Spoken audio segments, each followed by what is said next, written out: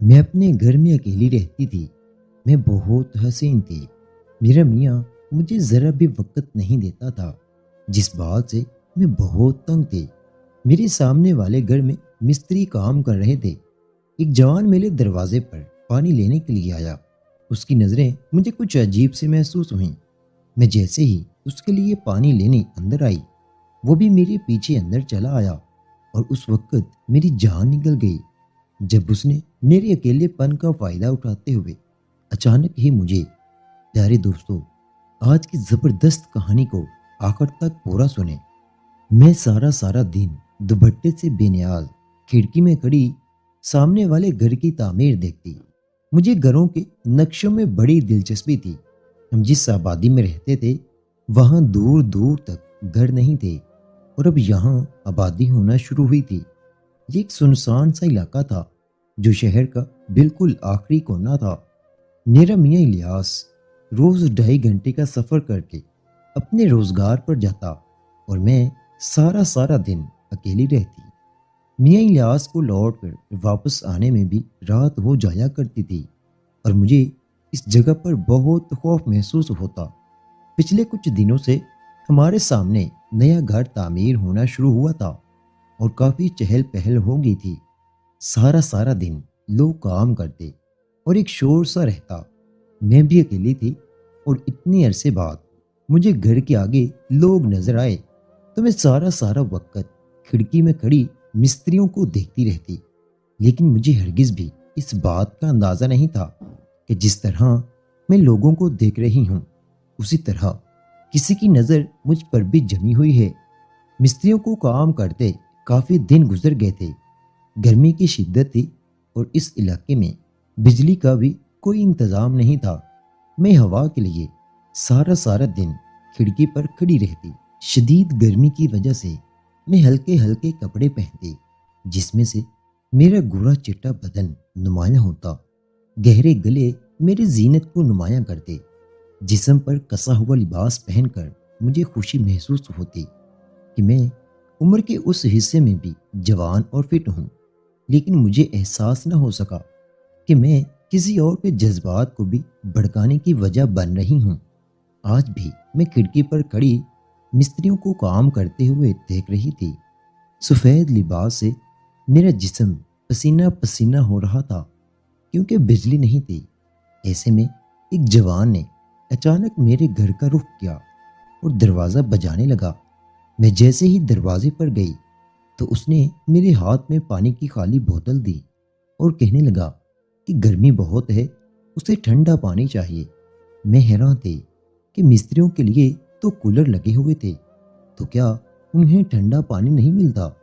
میں دروازہ ہلکا سا بند کر کے ٹھنڈا پانی لینے کے لیے رسوئی میں چلی آئی، کیونکہ میرا کولر رسوئی میں ہی موجود تھا۔ روز صبح سویرے مجھے ایک رکشے والا آ کر برف دے جایا کرتا تھا۔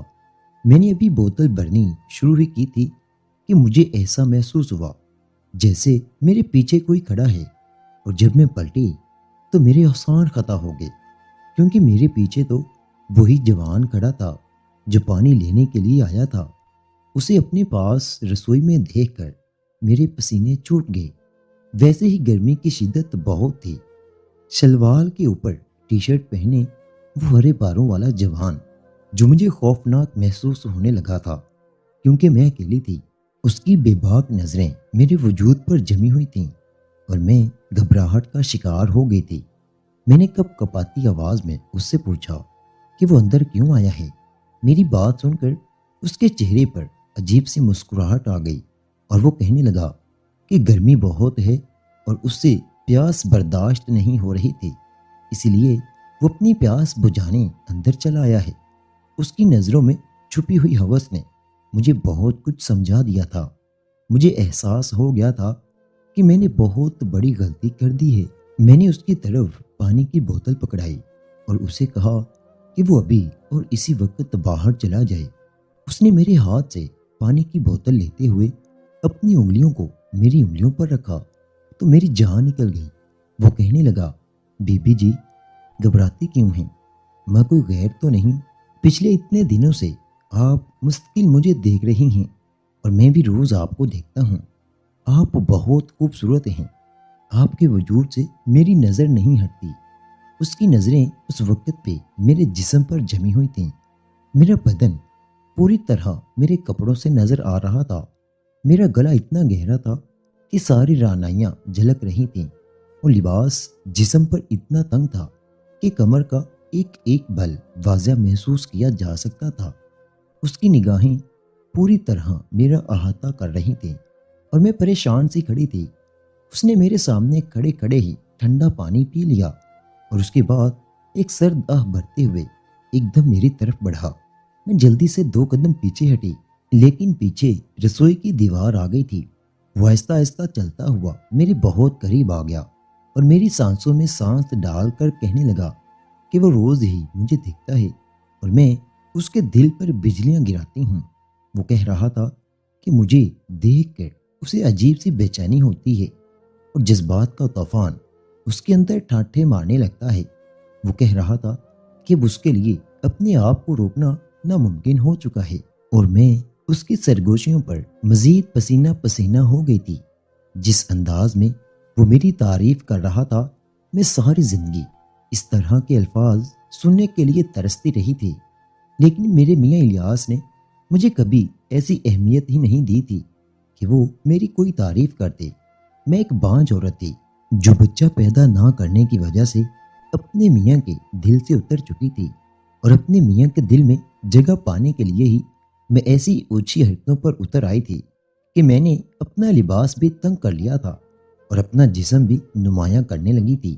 میں بس اپنے میاں کی توجہ اور محبت چاہتی تھی، لیکن یہ سب کرنے کا بھی کوئی فائدہ نہیں ہوا تھا، بلکہ میرے مرد نے جان بوجھ کر میرے لیے اس ویرانے میں گھر لے لیا تھا، اور خود کام کے بہانے صبح ہوتے ہی مجھے چھوڑ کر نکل جاتے، اور سارا دن غائب رہتے، اور رات دیر گئے گھر لوٹے۔ میں تنہائی اور اکیلے پن کی زندگی سے پوری طرح تنگ آ چکی تھی۔ شروع میں تو میرا اور میرے میاں الیاس کا بہت جھگڑا ہوتا تھا کہ وہ مجھے ایسے ہی محبت اور توجہ دے جیسے کہ ہر بیوی کا حق ہوتا ہے، لیکن الیاس نے مجھ سے اولاد نہ ہونے پر بات کرنا چھوڑ دی تھی۔ وہ بس مجبوری میں اس رشتے کو گھسیٹ رہا تھا، کیونکہ اس کے پاس مجھے طلاق دینے کی کوئی گنجائش نہیں تھی۔ اگر وہ مجھے چھوڑ دیتا تو اس کے ہاتھ سے وہ کاروبار بھی چلا جاتا جو میرے باپ نے میری شادی پر اسے سیٹ کروا کر دیا تھا۔ وہ شہر میں میرے باپ کے پیسے پر عیاشی کر رہا تھا، اور مجھے اس ویرانے میں چھوڑ کر بھول گیا تھا۔ اتنے عرصے بعد جب میں نے ایک غیر مرد کے منہ سے اپنی تعریف میں ایسے الفاظ سنے، تو نہ جانے کیوں میرے دل میں ایک ٹھنڈی سی اتر گئی تھی، اور مجھے لگا کہ میں بھی ایک مکمل عورت ہوں جو زندگی پر پورا حق رکھتی ہے۔ وہ جوان میرے کان میں سرگوشی کرتے ہوئے میرے مرمری جسم کی تعریف کر رہا تھا۔ وہ مجھ پر پوری طرح انصار ہو رہا تھا، اور میں اس کی قربت سے گھبرا رہی تھی۔ کافی دیر وہ یوں ہی میرے بہت پاس ہو کر کھڑا رہا۔ جب وہ مجھ سے اپنے جذبات بیان کر چکا تو ایک دم پیچھے ہٹ گیا اور مسکرا کر مجھے دیکھنے لگا۔ اس کا ہر انداز ایسا تھا جیسے وہ میرا بہت پرانا عاشق ہو۔ میں اسے ایک لفظ بھی نہ کہہ پائی تھی، اور وہ جاتے جاتے کہہ گیا تھا کہ وہ کل پھر پانی پینے کے لیے آئے گا۔ میں خاموشی سے اسے جاتا ہوا دیکھتی رہی، اور اس کے جانے کے بعد مجھے ہوش آیا کہ میرے گھر میں میرے ساتھ ایک اجنبی مرد موجود تھا، اور میں نے اسے ایک لفظ بھی نہ کہا۔ میرے دل کی دھڑکن بہت تیز ہو چکی تھی۔ وہ مجھے کوئی نقصان پہنچائے بغیر ہی چلا گیا تھا، لیکن پھر بھی مجھے ایسا محسوس ہو رہا تھا کہ جیسے میرا سب کچھ کھو گیا ہو۔ میں تیزی سے دوبارہ کھڑکی پر آ کر کھڑی ہوئی تو اس نے جاتے جاتے روڈ پر سے مجھے پلٹ کر دیکھا۔ شاید اسے امید تھی کہ میں اسے دیکھنے کے لیے آؤں گی، اور وہ ایک آخری مسکراہٹ میری طرف اچھال کر کام پر لگ گیا۔ اس کی مدھم آواز کی سرگوشیاں سارا دن میرے کانوں میں گونجتی رہیں، اور میں کئی گھنٹے آئینے میں کھڑے ہو کر اپنے سراپے کو دیکھتی رہی۔ میرا جسم آج بھی جوانی کے جوبن دکھا رہا تھا۔ میرے میاں نے تو عرصہ ہوا مجھے نظر بھر کر بھی نہ دیکھا تھا، اور اسی لیے میں نے خود کو آئینے میں دیکھنا چھوڑ دیا تھا۔ لیکن آج مجھے احساس ہوا تھا کہ میرے اندر کی عورت ابھی بھی زندہ ہے۔ میرے دل میں بھی آج بہت سے جذبات جنم لے چکے تھے، اور میرا بھی دل چاہ رہا تھا کہ کوئی مجھ پر پوری طرح برس جائے۔ میں بھی کئی سالوں کی پیاسی تھی، اور اب سیراب ہونے کی خواہش میرے اندر سر اٹھانے لگی تھی۔ رات جب میرا میاں الیاس گھر لوٹا تو ہمیشہ کی طرح آج بھی اس کا رویہ بہت روکھا تھا۔ وہ کھانا بھی شہر سے ہی کھا کر آتا تھا۔ اس نے بس سونے کے لیے اس گھر کو خرید رکھا تھا۔ میں دن والی بات کو بلا کر الیاس پر اپنے جذبات لٹانا چاہتی تھی۔ میں بہت خوبصورت سی نائٹی پہنے الیاس کے قریب گئی تو اس نے ایک عجیب سی نظر مجھ پر ڈالی اور کہنے لگا کہ وہ بہت تھکا ہوا ہے اور وہ سونا چاہتا ہے۔ میں نے الیاس سے کہا کہ میں بہت عرصے سے اپنے جذبات کو قابو میں رکھے ہوئی ہوں، لیکن اب میرا دل چاہتا ہے کہ کوئی میری بھی خواہش کو پورا کرے، اور تم میرے مرد ہو، تم مجھ سے محبت نہیں کرو گے تو میں کس کی طرف دیکھوں گی؟ میری بات سن کر الیاس کہنے لگے کہ سارا دن فارغ بیٹھے بیٹھے تمہارے دماغ میں عجیب سی باتیں سما جاتی ہیں، بہتر یہ ہے تم گھر میں کام کاج کی طرف دھیان دو۔ الیاس مجھ پر سے نظر ہٹاتے ہوئے کروٹ بدل کر سو گئی، اور میں آنسو بہاتی کپڑے تبدیل کرنے کے لیے جانے لگی کہ جب میری نظر آئینے پر پڑی اور میں اپنے آپ کو دیکھ کر ہی مبہوت رہ گئی۔ گورے چٹے بدن پر بلیک رنگ کی نائٹی ایسے کھل رہی تھی جیسے میں کوئی گلاب کا پھول ہوں۔ میرا متناسب بدن کسی بھی مرد کو بری طرح گائل کر سکتا تھا۔ خود بخود ہی میرے ذہن میں اس جوان کی باتیں گونجنے لگی تھیں۔ میں نے ایک نظر اپنے سوئے ہوئے میاں الیاس پر ڈالی۔ کچھ آنسو میری پلکوں کی باڑ توڑ کر میرے چہرے سے ہوتے ہوئے میرے بدن پر بہنے لگے، اور میں نے خاموشی سے جا کر اپنا لباس تبدیل کر لیا۔ میں جسے اپنی جوانی سے اور اپنی خوبصورتی سے زیر کرنا چاہتی تھی، وہ مجھ پر نظر ڈالے بغیر ہی سو گیا تھا۔ میرا دل پوری طرح ٹوٹ چکا تھا۔ میں رات دیر تک اکیلی بیٹھی اپنی بے بسی پر آنسو بہاتی رہی اور فریاد کرتی رہی کہ وہ میری جھولی میں اولاد ڈال دے۔ شاید اگر میری اولاد ہوئی تو میرے میاں کا رویہ میرے ساتھ ایسا نہ ہوتا، اور وہ مجھے چھوڑ کر یوں دوسری عورتوں میں دلچسپی نہ رکھتا۔ میں اچھے سے جانتی تھی کہ اس نے مجھے اس ویرانے میں اسی لیے لا پھینکا ہے تاکہ وہ شہر میں دوسری عورتوں کے ساتھ عیاشی کر سکے۔ میں بھانج تھی، اور بھانج ہونا میرے لیے ایک سزا بن چکا تھا۔ صبح ہوتے ہی میاں الیاس واپس شہر کے لیے نکل گیا تھا، اور میں ایک دفعہ پھر اس کال کوتھڑی میں کسی قیدی کی طرح بند تھی۔ یہاں تو کوئی پاس پڑوس بھی نہیں تھا کہ میں کچھ گھنٹے وہاں بیٹھ کر وقت گزار لیتی۔ اکیلے گھر میں میں کون سے کام کرتی کہ جس سے میرا پورا دن گزر جائے؟ میں پھر سے کھڑکی پر آ کر کھڑی ہو گئی تھی اور مستریوں کو دیکھنے لگی تھی۔ اچانک ہی میری نظر اس جوان پر پڑی جو کل پانی پینے کے لیے آیا تھا، اور وہ دوبارہ آنے کا کہہ کر گیا تھا۔ مجھے یقین تھا کہ وہ آج بھی ضرور آئے گا، اور میں بھی انجانے میں اس کی منتظر ہو گئی تھی۔ نہ جانے میرے دل میں کیا سمائی کہ میں نے فوراً ہی جا کر ایک خوبصورت سا لباس زیب تن کر لیا جو میں نے میاں الیاس کی سالگرہ پر سلوایا تھا۔ ہلکے گلابی رنگ کے اس سوٹ میں پوری طرح کھل جایا کرتی تھی۔ وہ ہلکا سا جوڑا پہننے کے بعد میں نے اپنے بالوں کا جوڑا بنایا، جس کی وجہ سے میرے گہرے گلے سے زیبائش اور بھی نمایاں ہونے لگی۔ یہ سوٹ بھی میرے جسم پر پوری طرح پھنسا ہوا تھا۔ میں نے اپنے گہرے گلے کو تھوڑا سا اور نیچے کی طرف ڈھلکایا، ایک گہری سرخ رنگ کی لپسٹک ہونٹوں پر لگائی، اور کھڑکی پر جا کر کھڑی ہو گئی۔ میں ذہنی طور پر اس قدر دباؤ کا شکار تھی کہ صحیح اور غلط بھول چکی تھی۔ میرے اندر کے جذبات نے مجھے مجبور کر دیا تھا کہ میں ایک غیر مرد کی نظروں میں سما جاؤں۔ کچھ ہی دیر گزری تھی کہ وہ جوان دوبارہ سے میرے گھر کی طرف چلا آیا۔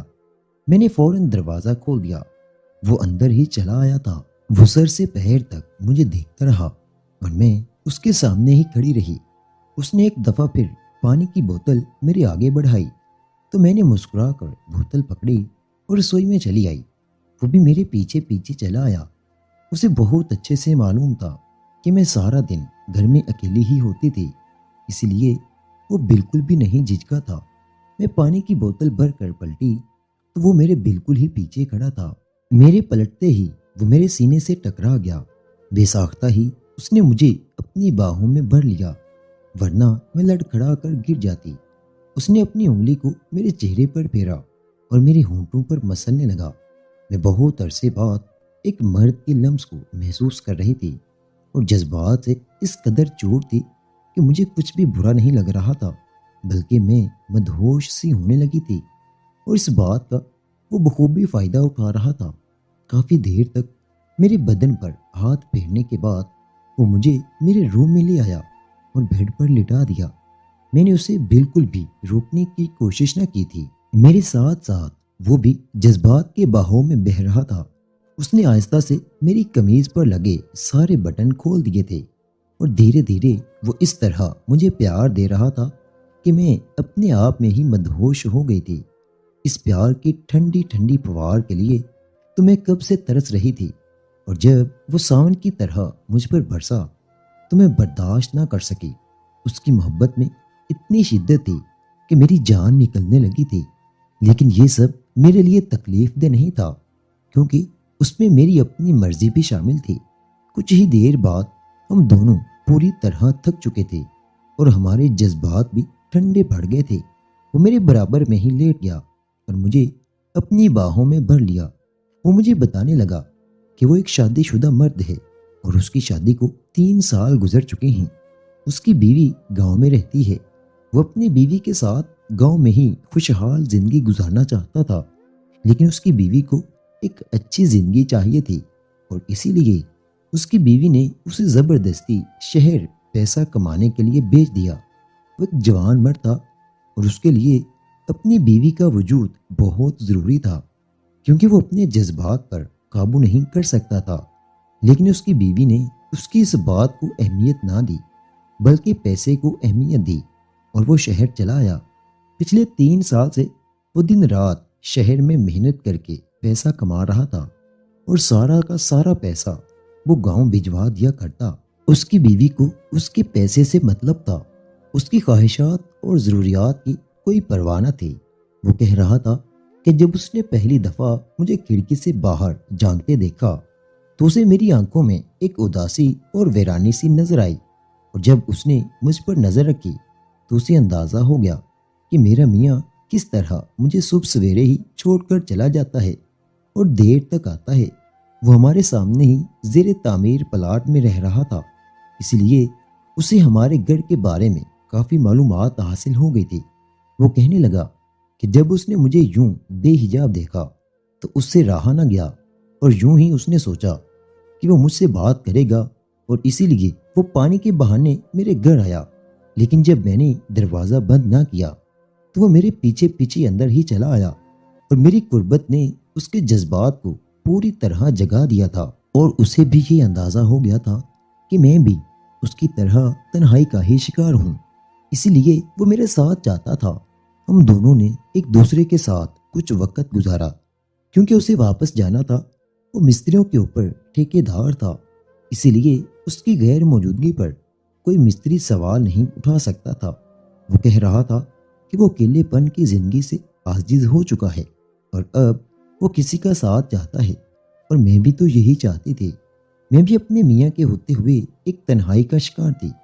میں نے مسکرا کر اس کے ہونٹوں کو چوم لیا اور اسے یقین دلایا کہ میں اس کو پوری طرح محبت دوں گی۔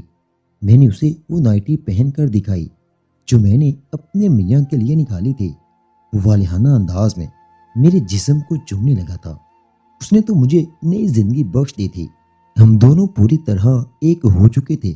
میرے ساتھ کچھ وقت گزارنے کے بعد وہ واپس چلا گیا تھا، اور میں خوشی سے دیوانی ہو گئی تھی۔ صحیح اور غلط، گناہ اور ثواب کو میں یکسر بھلا چکی تھی۔ میاں الیاس رات دیر گئے گھر لوٹا تو مجھے اس بات سے کوئی فرق نہ پڑا کہ اس نے مجھے پوری طرح نظر انداز کر دیا تھا۔ میں خود بھی اتنی تھکی ہوئی تھی کہ اس کے سوتے ہی سونے کے لیے لیٹ گئی تھی۔ اب تو یہ معمول بن گیا تھا کہ دن کا کچھ حصہ وہ جوان جس کا نام عظیم تھا میرے ساتھ وقت گزارتا، اور میں اور وہ پوری طرح اپنے جذبات کو تسکین پہنچاتے۔ میں جانتی تھی کہ میں نے ایک غلط راستے پر قدم رکھا ہے، لیکن میرے میاں نے مجھے مجبور کر دیا تھا۔